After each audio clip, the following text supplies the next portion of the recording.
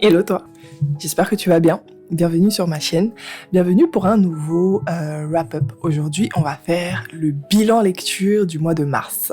Oui, on est en mai et je te fais le bilan lecture de mars. Ce n'est pas très grave. Prends ça juste comme un update lecture un petit peu retardataire. Et puis, en réalité, ça va nous permettre de voir si ces livres m'ont marqué. On va pouvoir tester à quel point je m'en rappelle. Anyway, commençons tout de suite. Combien de livres est-ce que j'ai lu en mars? J'ai lu en mars 4 livres, mais je vais t'en présenter rapidement 5. Pourquoi? Parce qu'il y en a un que j'avais oublié en février. Pour commencer, je vais te présenter très rapidement un livre pour lequel j'ai fait une vidéo dédiée, donc tu t'en doutes, je ne vais pas trop en parler. Il s'agit du Pagne Noir de Bernard Dadier. Donc, tu pourras trouver directement ici si ça t'intéresse la vidéo. Mais pour dire en 2 mots, le Pagne Noir, c'est un recueil de contes africains qui a été rédigé par Bernard Dadier, qui était un écrivain ivoirien. C'était dans les années 60, il me semble. Et dedans, on va avoir des contes africains recueillant des aventures de Kakou Ananze, l'araignée. Donc, l'araignée, tu t'en doutes, il y a plein d'animaux qui sont un peu confondus à des humains. Et c'est le type de conte qui, tout simplement, va un petit peu te donner des leçons et te montrer à quel point la vie peut être dure. Voilà. Pour être très rapide sur ma revue quand même, pour ceux que ça intéresserait pas ma vidéo dédiée, j'ai pas aimé le recueil de contes, je l'ai trouvé très répétitif. Et puis voilà, pour plein d'autres raisons que je vais pas répéter parce que bon voilà, je t'invite vraiment à aller regarder la vidéo, elle fait moins de 10 minutes. Pourquoi est-ce que j'ai quand même fait une vidéo dédiée? Tout simplement parce que c'est un des classiques et que j'avais lancé une chaîne de vidéos où je lis ou relis mes classiques africains. Continuons. Ensuite, au mois de mars, j'ai lu... non, pas au mois de mars. Je vais te présenter un livre que j'ai lu au mois de février. Donc comme je disais au début, il s'agit de Bienvenue à Perfect City de Helena Duncan, que j'ai lu en fin de mois de février tout simplement, qui a été un petit peu un coup de cœur jeunesse. Alors, Bienvenue à Perfect City, on va suivre Violette. Violette est une jeune fille de, je dirais, 12 ans, je me rappelle pas exactement, mais je pense qu'elle a dans les 12 ans. Elle est en plein déménagement avec ses parents dans une nouvelle ville, suite au nouveau travail de son père qui est opticien. Et tout paraît beau et parfait pour ses parents. Pourquoi? Parce que ils arrivent dans une ville qui s'appelle Perfect City. Et Perfect City, c'est la ville vraiment parfaite par excellence. Genre, tout le monde est gentil.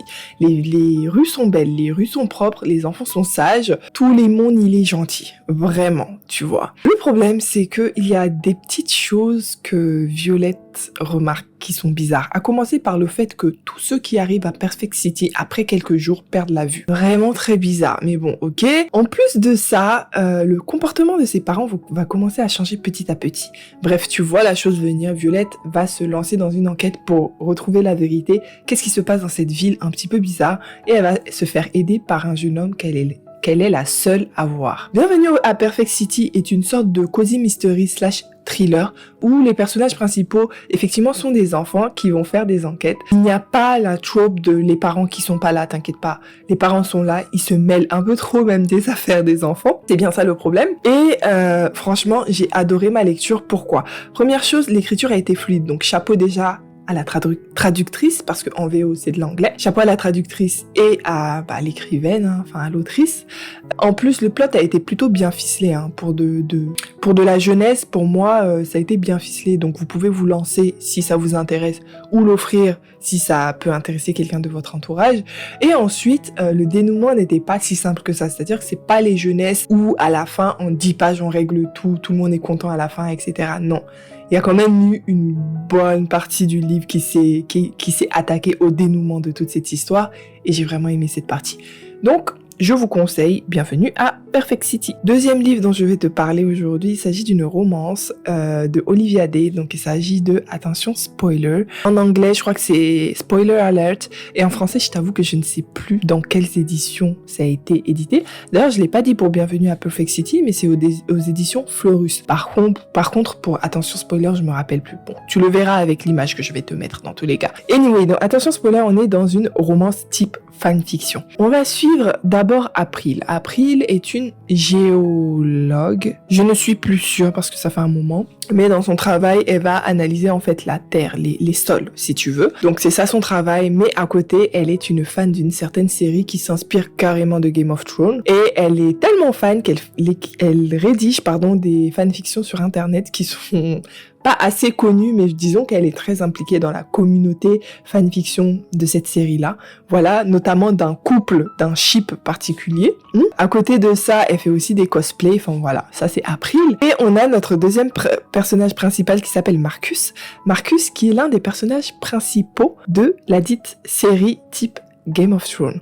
Ce qui va se passer, c'est que de façon anonyme, April va publier sur Twitter un des cosplays qu'elle a fait. Elle va se faire lyncher sur les internets parce que April est une femme grosse. Suite à ça, Marcus va le voir sur internet, sur Twitter, et va tout simplement répondre à un tweet pour l'inviter à dîner en disant qu'elle était vraiment belle.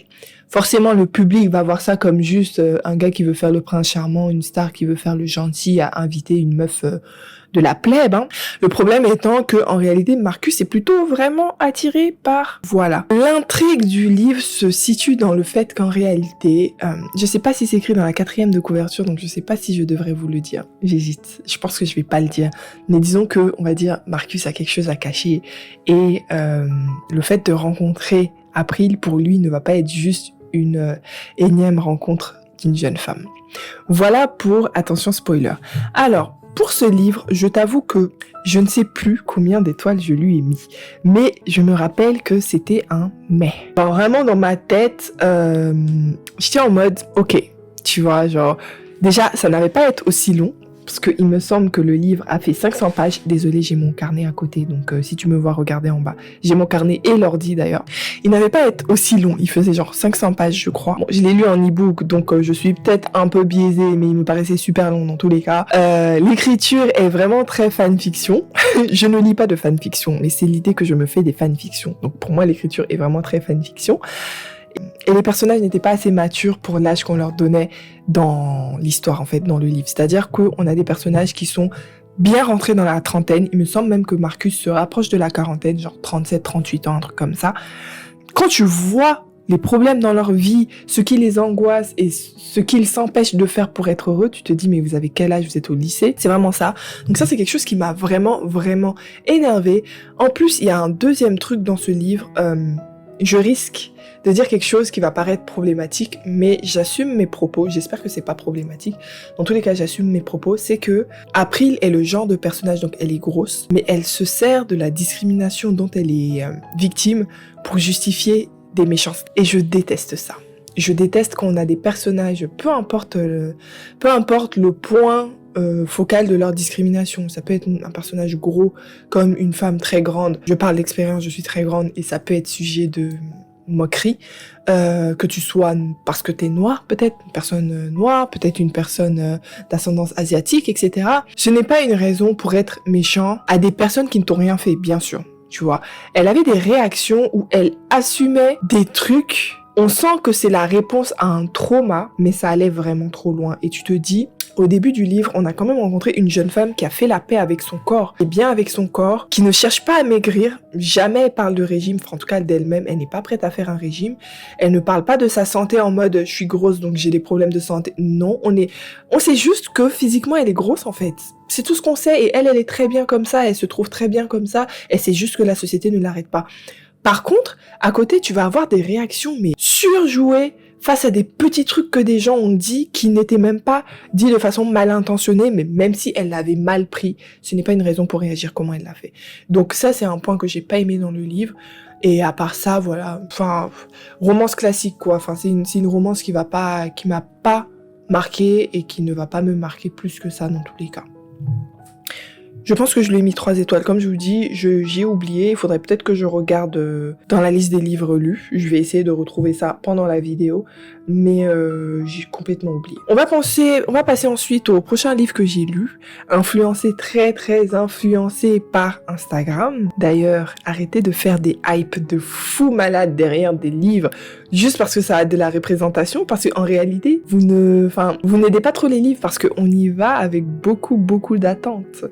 Et ouais, et les auteurs qui mettent de la représentation ou des auteurs même issus de la diversité ont le droit de faire des livres moyens, c'est-à-dire mais quand vous mettez trop de hype, pour nous ça devient des livres qui sont pas ouf, tu vois, alors que si ça se trouve de base c'était un livre pas mal, tu vois, bref. Je dis ça, mais j'ai bien aimé la lecture que je suis sur le point de vous présenter, donc j'ai lu le même mois, pour l'amour du fort, je crois que c'est comme ça que ça se prononce, pardon, pour l'amour du fort de Loan Lê. Donc, il s'agit d'une traduction chez Young Novel de Akata, où on va suivre des familles vietnamiennes. Donc, on a Linh et Bao, je crois, qui font partie de deux familles qui sont ennemies depuis qu'ils sont nés, depuis aussi longtemps qu'ils se rappellent, leurs familles sont ennemies. Coup du sort, leurs familles tiennent des restaurants toutes les deux, vietnamiens, qui font face à face. Toute leur vie, Linh et Bao se sont évités parce que ils n'ont pas le droit de se fréquenter, entre guillemets. Enfin, c'est peut-être pas dit, mais c'est un non-dit qu'on sait. C'est simplement parce que vos familles s'aiment pas, en fait. Pourquoi vous allez vous fréquenter? Bref, on part sur ça. Et quelque chose, forcément, vous vous en doutez, quelque chose en plus d'extrêmement mignon va se passer et va faire qu'ils vont être obligés non seulement de se connaître, mais ensuite de se côtoyer pour l'école. Voilà, de là va naître une amitié, peut-être même plus. Et au-delà de la romance qu'on va retrouver dans ce livre, il y a beaucoup d'affaires de famille, il y a beaucoup d'affaires de trauma, et il y a un côté un petit peu historique à travers la mémoire des personnages. C'est-à-dire qu'on n'est pas dans l'histoire, mais à travers la mémoire des personnages, on est dans de l'historique. J'ai bien aimé cette lecture. Comme je disais dans mon petit laïus juste avant d'en parler, je m'attendais à plus à cause de tout le tapage d'internet sur ça. Enfin, vraiment, arrêtez. Enfin, c'est bon, tu vois. On a compris, quand il y a de la représentation, faut y aller. En vrai, ceux qui veulent pas lire avec de la représentation, vous aurez beau faire du tapage, ils vont pas les lire avec de la représentation. La vérité, c'est ça. C'est dommage, mais c'est la vérité. Bref, je m'attendais à mieux. Et du coup, ça a créé une petite déception de mon côté. Malgré ça, avec le recul, je me rends compte que c'est plutôt un bon livre. Il se lit de façon très rapide déjà. La plume est très simple, très fluide. Rien à dire de ce côté. J'ai apprécié ma lecture. La romance n'est pas du slow burn, mais c'est pas rapide non plus. Donc pour moi, c'est un rythme assez correct pour des jeunes gens en plus. C'est bien d'avoir rajouté le côté familial, le côté drame familial, le côté historique. Ça ramène un petit peu la larme à l'œil. Ça ramène nous-mêmes des souvenirs en tant qu'enfants de personnes venant directement d'Afrique. Bon, là, on parle du Vietnam, c'est pas la même chose, mais je pense que vous comprendrez ce que je veux dire. En tant qu'enfant qui va à l'école et qui porte un petit peu, pas les espoirs, mais qui portent certains sacrifices que leurs parents ont dû faire pour qu'ils arrivent où ils sont. Voilà, bien aimé cette lecture, je pense que je lui ai mis 4 étoiles. Voyons ça ensemble, tiens, je ne suis pas sûre, ouais. Je lui ai mis 4 étoiles. Je sais pas quoi dire de plus, je pense qu'il vaut un peu moins, je pense qu'il vaut 3 étoiles et demie, etc. Mais bon, j'ai bien aimé la démarche, je trouve que c'est un livre qu'il faut lire, mais qui mérite d'être apprécié. Il y en a pas assez comme ça sur les internets en effet, donc il mérite une bonne étoile tout simplement. Ah, et aussi il donne très faim.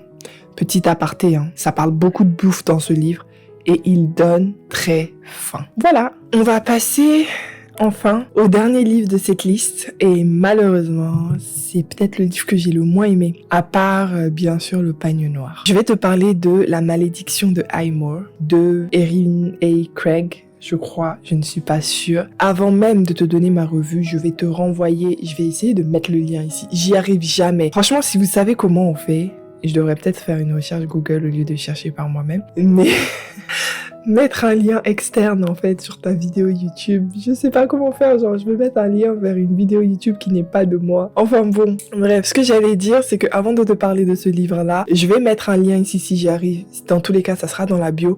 C'est une vidéo de D-Spoils, on a fait un débrief de plus d'1 heure de mémoire, ou au moins 1 heure de ce livre avec les filles, où on va en détail sur ce qui va, mais surtout ce qui ne va pas dans ce livre.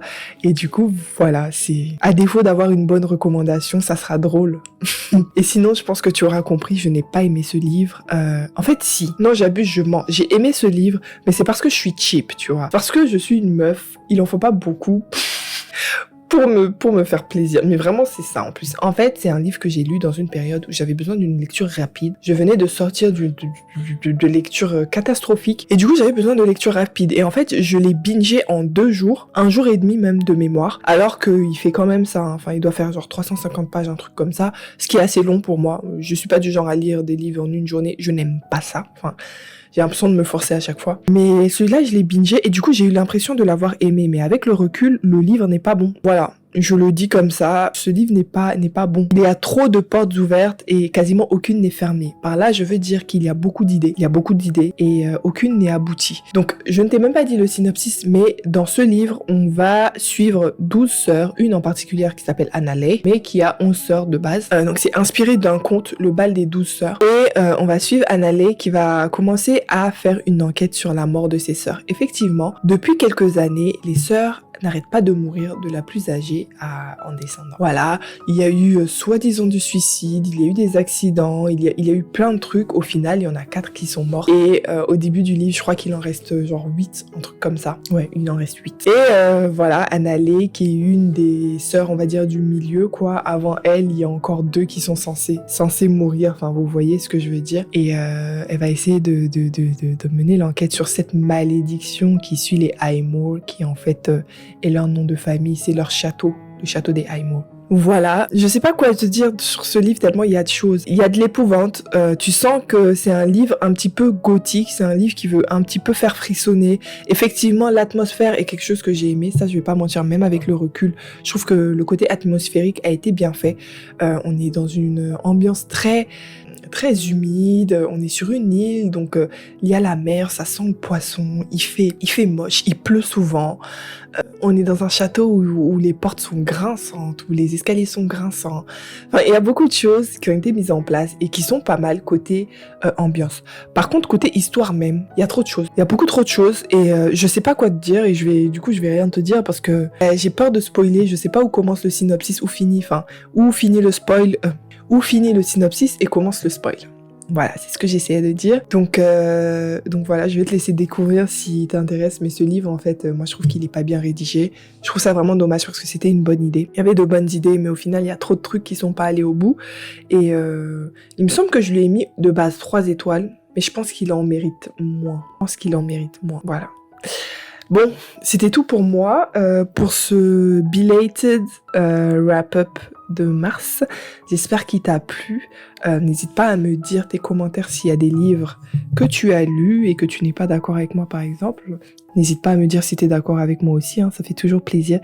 N'oublie pas de t'abonner si tu n'es pas encore abonné, de laisser un petit pouce bleu qui fait plaisir à moi et à l'algorithme de YouTube, de partager la vidéo à des personnes qui pourraient être intéressées.